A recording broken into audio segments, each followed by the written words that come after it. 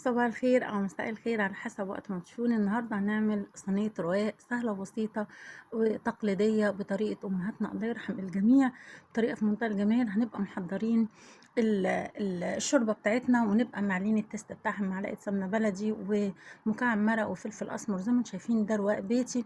وهنبقى محتاجين إن احنا نغلي الشوربة وبعدين نطلعها من على النار، غير الشوربة اللي بنعمل بيها الرقاق الفطاطري بيبقى سميك شوية ومحتاج المية بتغلي على طول، زي ما او الشوربة بتغلي على طول. زي ما انتم شايفين هبتدي ان انا اشرب الرقاق بتاعي واحطه زي ما انتم شايفين كده في الصينية، وما بين كل طبقة هدهن السمنة بتاعتي. والصينية هتحتاج من حدود 6 ل8 رقاق، وهكون معصجة اللحمة بتاعتي وهاحطها ما بين طبقات الرقاق، او احطها في النص بس على حسب كمية اللحمة اللي عندي. وزي ما انتم شايفين كده هبتدي ان انا احط على اخر طبقة السمنة، ممكن معلقتين قشطة وده اختياري، وهكون مشغلة الفرن بتاعي.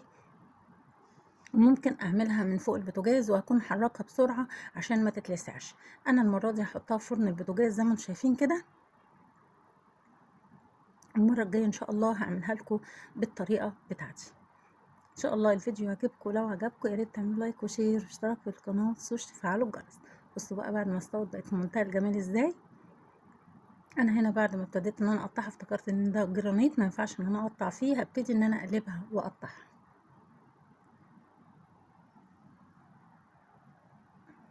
بصوا بقى جميله ازاي، في منتهى الجمال. يا رب ان شاء الله تعجبكم. بصوا بقى خطيره.